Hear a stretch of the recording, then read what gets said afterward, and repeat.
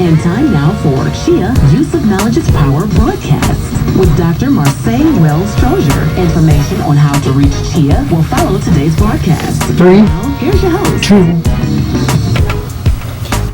Hello, listeners, and welcome back to another wonderful episode of CHEA Use of Knowledge is Power. Tonight we have a wonderful guest. He is from Veterans Employment Organization with Genesee County. And before we get into our guest, I would like for the listeners to know that you're able to participate in this conversation on tonight. The phone number is 810-239-5733.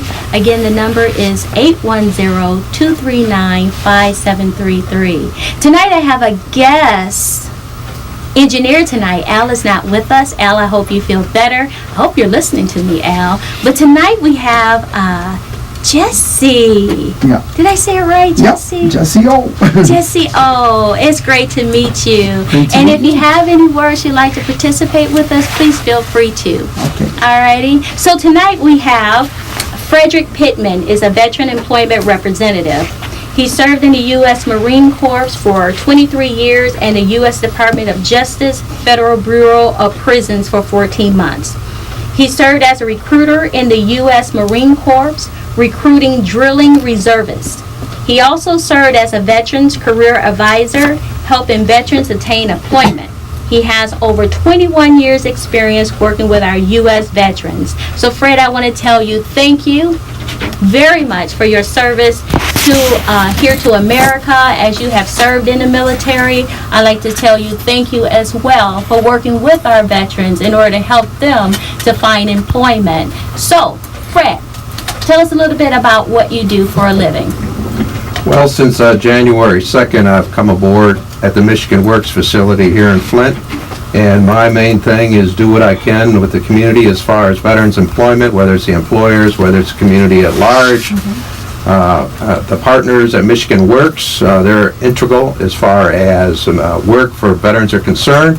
So basically, I'm involved with meetings to do what we can to try to find employment. I mean, they're interested in job seekers in general, but my focus is veterans. Okay. So that is the key. I do represent half the state geographically as far as encouraging employers to hire veterans, to include apprenticeships, to include training opportunities. So I try to get all that information to our veteran career advisors. Now, the veteran career advisors are located at key Michigan Works, and they're involved with getting to know the veteran, seeing what they can assist them with as far as making them more employable. Not saying that they aren't already, but everybody could use a few more tips, I think, when it comes to employment. That's very true. So let's go back to the very beginning. I don't want to take granted for that everyone knows what a veteran is. Can you give us a definition as to what is a veteran? Yes, I can do that first. Now, a veteran in general is a person who has long service or experience in a particular occupation or field. So that's a veteran, let's say, in a particular field. But as far as a military veteran, that's a person who has served or is serving in the armed forces, any one of the 5 major branches. Those veterans that have had direct exposure to acts of military conflict may also be referred to as war veterans. Okay. So whether it's veterans or whether it's war veterans, and the 5 branches of the service I'm talking about is the United States Army, United States Marine Corps, United States Air Force, United States Navy, and the United States Coast Guard. So that's pretty much what a veteran is. Now, we do have a Title 38 of the Code of Federal Regulations. They have a definition as far as what a veteran is, and that's a person who served in the active military, naval, or air service, and who was discharged or released under conditions other than dishonorable. Now, this definition explains that an individual that completed a service for any branch of the armed forces classifies as a veteran as long as they were not dishonorably discharged. Alrighty. Now, CHEA actually has 3 veterans who work for them. They're actually subcontractors, or should I say independent contractors. Okay. And one of the veterans is from Vietnam. He was in the Army. He was doing wartime, so he did serve in Vietnam. He was a paratrooper. Okay. He really explained to me everything that really happened. It was very exciting. It encouraged me to read a book. Now I draw a blank, because he talked about Charlie and everything. Bloods. He encouraged me to read the book Bloods. That was a very good book. Then we have another veteran who's also was from the Army, but he was doing peacetime. Then we also have another veteran who was, all three of them was from the Army, as I think about it. And he was also during peacetime. And then I actually have an uncle who was a military police doing, I'm not sure if he was wartime or peacetime, but he was also over there in Vietnam. So I do work with veterans. I respect veterans. Actually, there's some more veterans down in the family as I think about it that served in the military. Can you tell me how many veterans we have here in Genesee County? Well, I wonder if the listeners out there have any idea how many we actually have out there. Now, I did do a little bit of research, and according to the U.S. Census from 2012 to 2016, we have 24,969 veterans in Genesee County. Wow. And that's out of a total population as of 2016 of 408,615. So if you're going by the numbers, that's approximately 6.1% of the county population is veterans. Wow. Wow. You know, sometimes I'm sitting here listening to you, and sometimes I think about veterans or people in the military, I think of males. But that incorporates females as well. Right. Do we have a lot of female veterans? We historically we've obtained more female veterans in the services. It's still the minority amount as far as percentage is concerned. Some branches have a little more than others, but everybody's welcome to join the service. They just have to meet the requirements as far as initially when you come in the service. I'm sure a lot of the listeners are aware, especially if they're veterans, that you have to take a test to come into the military first, and that's called the ASVAB. That acronym's ASVAB, which stands for Armed Services Vocational Aptitude Battery Test. And either you meet the minimum requirements or you don't in order to get into the military service. Now, that being said, you still have to go through a military physical. Yes. So either you pass a physical or you don't. So those are the two requirements. And then getting into boot camp and actually getting through boot camp, you know, some people call it boot camp, some call it recruit training, some call it basic training. I guess it depends on the service. As a matter of fact, depending on which branch of the service you're in.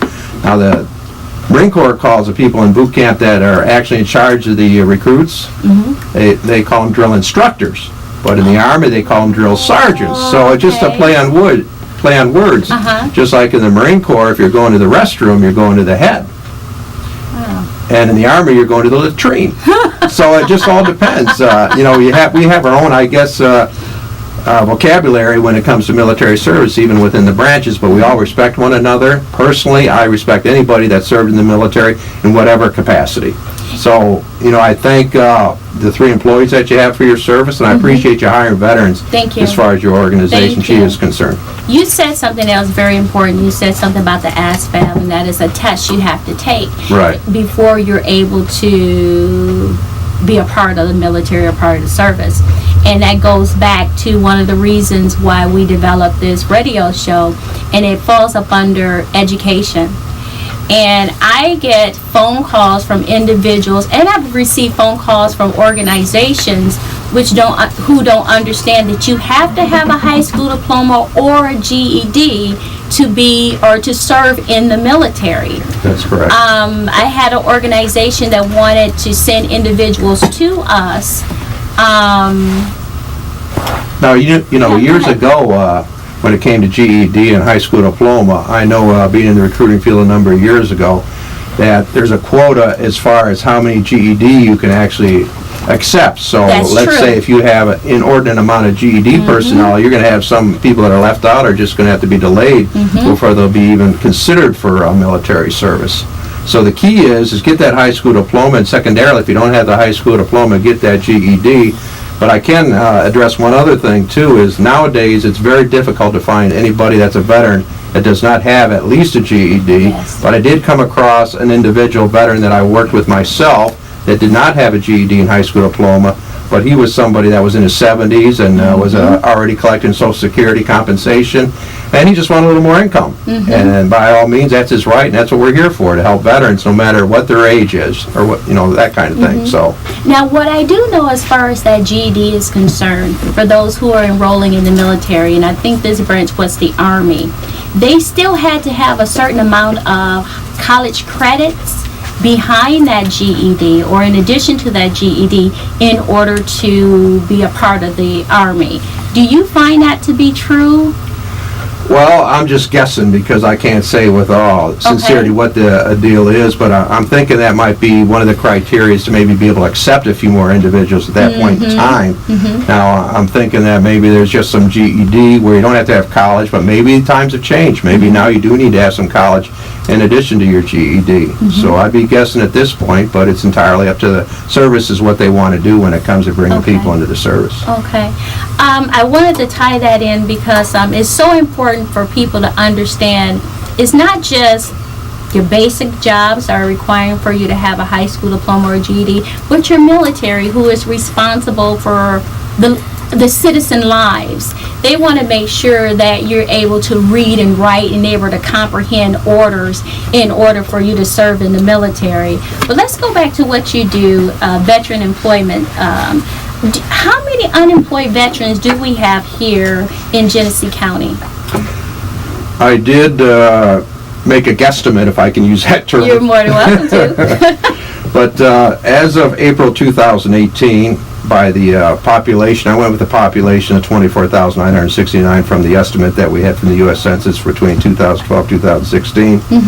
I calculated because for the darndest I couldn't find for veterans, but due to the national history in the state, it's pretty close now as far as the civilian population and veterans. So right now in Genesee County, as far as civilians, as far as unemployment is concerned, it's right around 5%. So I took that same 5% for veterans for Genesee County for my computation. So of a total of 24,969 veterans that are in Genesee County, I've calculated that we have 1,248 veterans that are unemployed right now in Genesee County, and as far as I'm concerned, that's 1,248 too many. True. And these are the ones that are still in the workforce. You could have people that were actually looking for work and got tired of looking and quit looking, and that's the thing. I think these numbers, personally speaking, are underreported.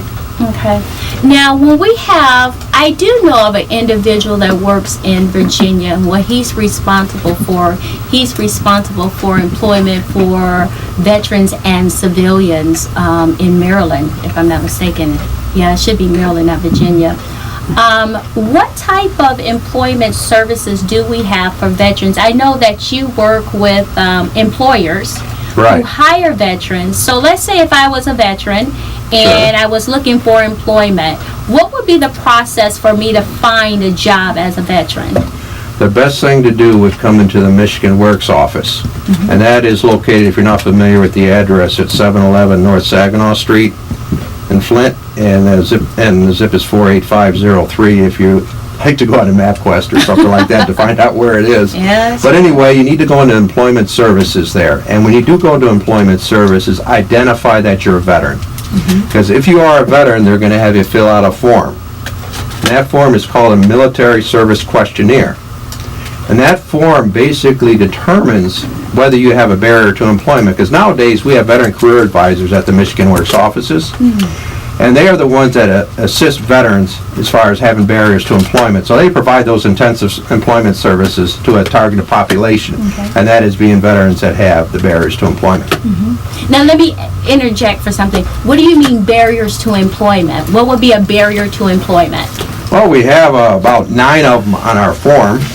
And I can tell you what a few of them are. Let's say you came out of the service with a disability or discharged from active duty because of service-connected disability. That's one of 9.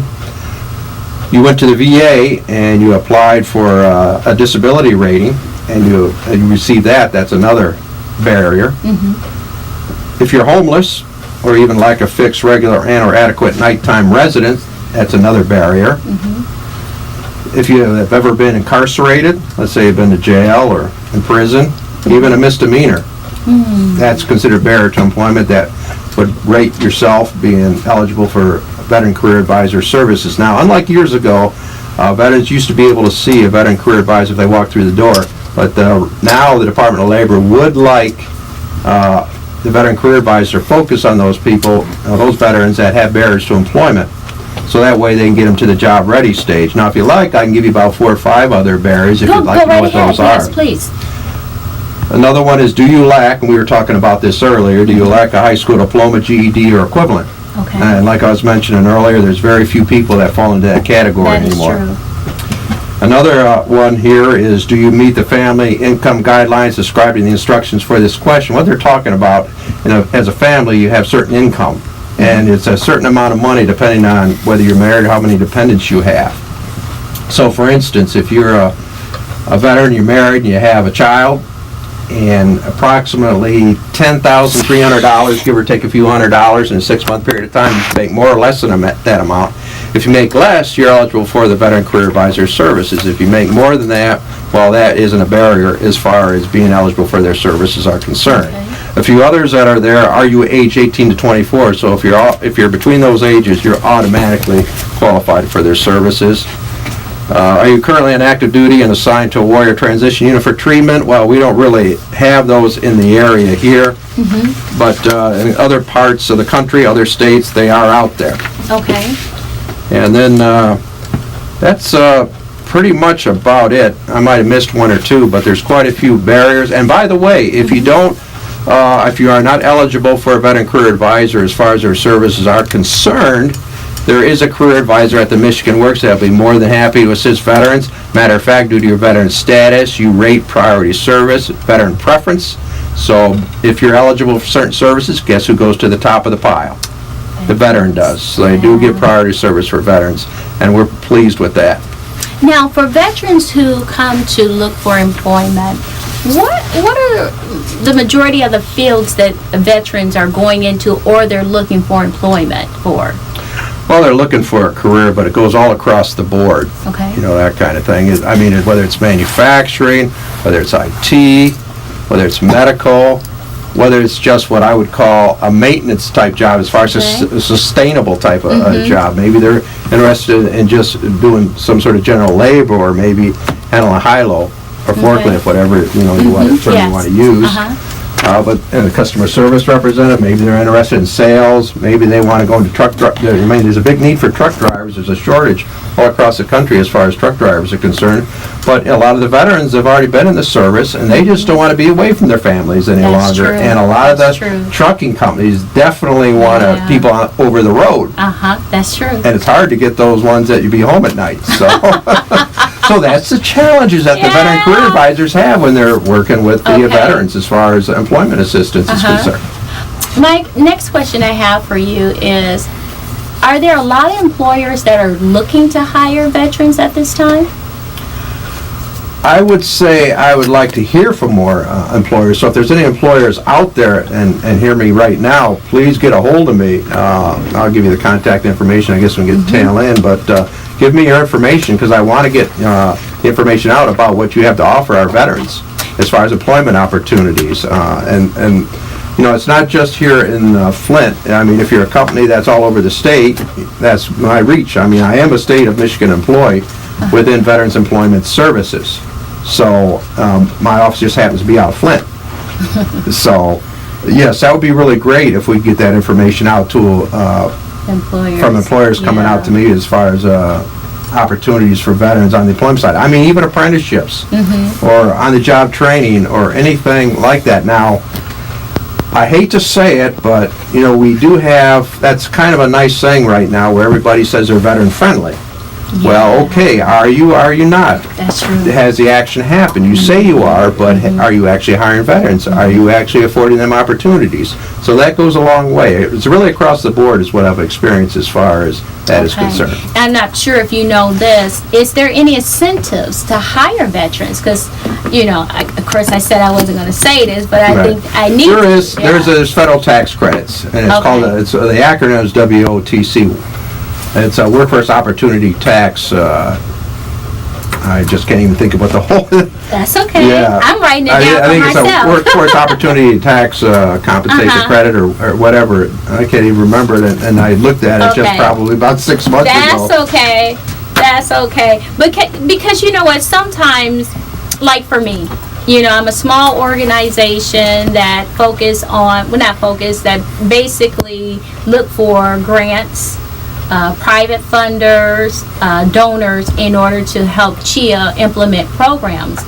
And one of the most hardest things that I come across is salaries. Some grants don't allow you to pay for salaries, or your salaries have to be a certain percentage of the money that you're asking for program funds.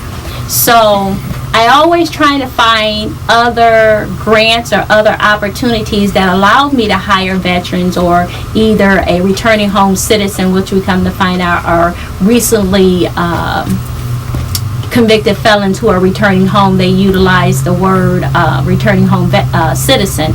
But we try to find help in order to subsidize our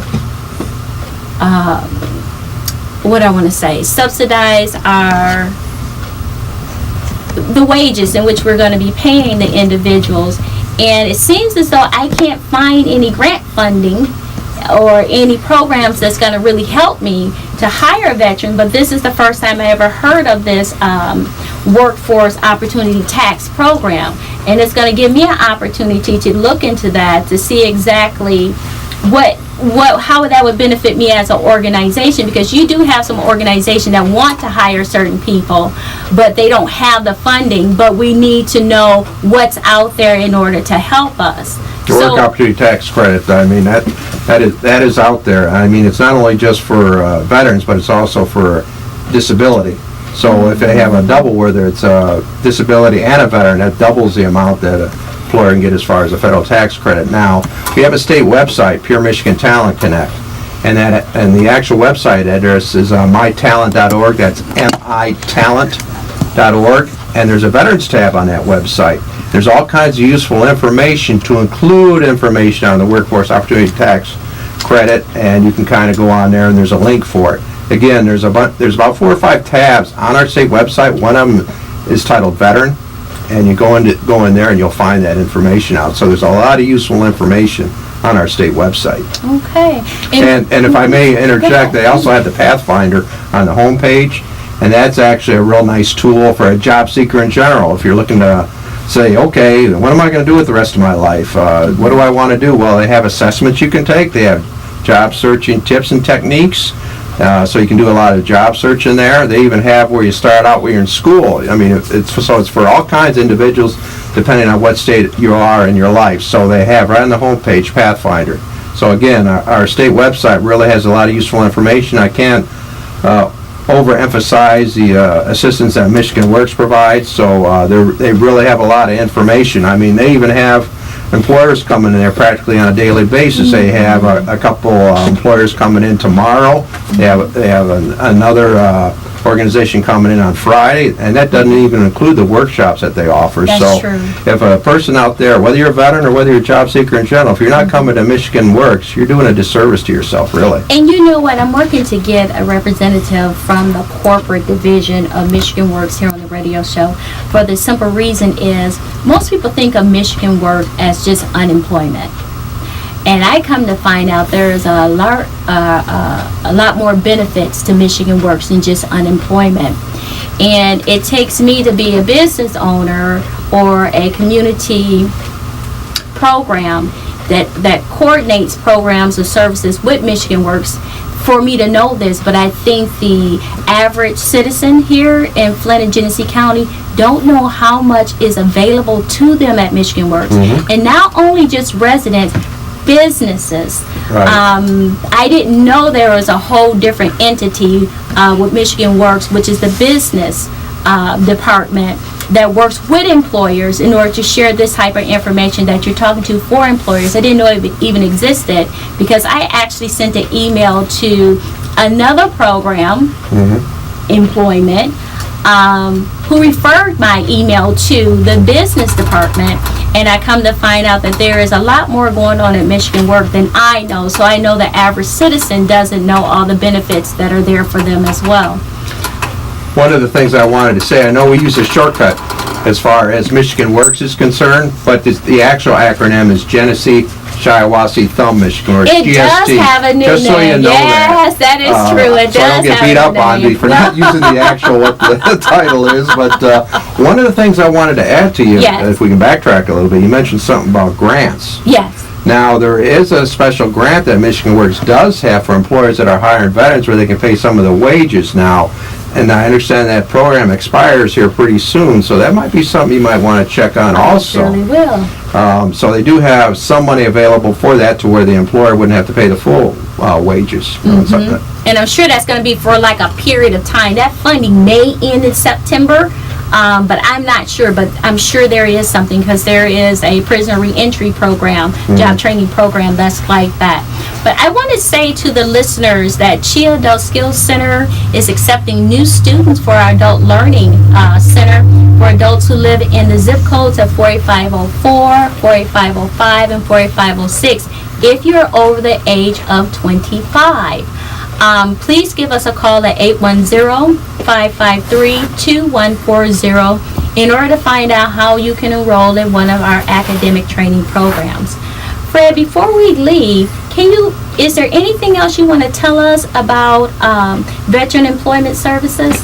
Well, I would like to say right here in Flint, we do have a veteran career advisor. Her name is Ryetta Wyatt. She's a great veteran, and you can refer to her as far as your employment needs. If you're listening out there and you're a veteran, go through the employment services process. But if you feel you're not getting, I'm not saying this would be the case, of course, but if you feel you're not getting the service that you should, feel free to contact us, and we'll make sure you're happy when you leave there, because that's what we're all about. All of us there at Michigan Works are there to help the job seeker. In my case, it's a veteran.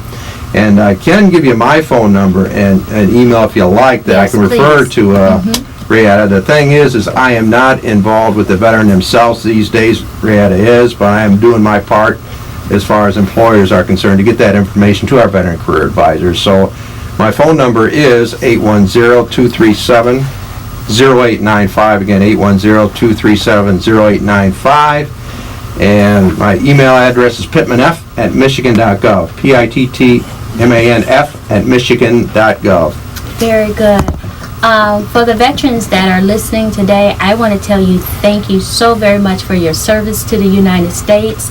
It took me to have a stepfather who served in the military to really get an understanding of what they went through.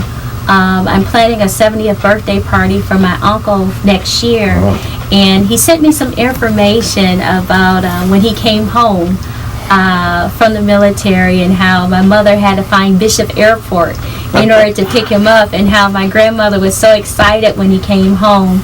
And just to hear their stories about the different people they encountered when they were in their countries and all the things that they learned. And we as the average American take a lot of things for granted. The services that we have, the freedom that we have, and it has been our military individuals who have went out and fought for our freedoms that we have. So Fred, is there anything else you want to tell us or say to our listeners on tonight? I want to thank all the veterans for the service out there, and I'd like to thank you, Dr. Wells, for having me on your program this evening. You're so welcome. You're so welcome. I think I'm done before my time tonight. Am I done? You got 2 minutes. I got 2 minutes left? Oh, wow. I think, Fred, if I interview with you went a little bit too fast tonight, huh? Well, either that or we could have brought more information if you wanted me to, but... Well, you know what? I want to tell the listeners again about CHEA Adult Learning Center. Please, CHEA Adult Skills Center is accepting enrollment for adults over the age of 25 for adult education training if you live in the zip codes of 48504, 48505, and 48506. The educational training is free for you.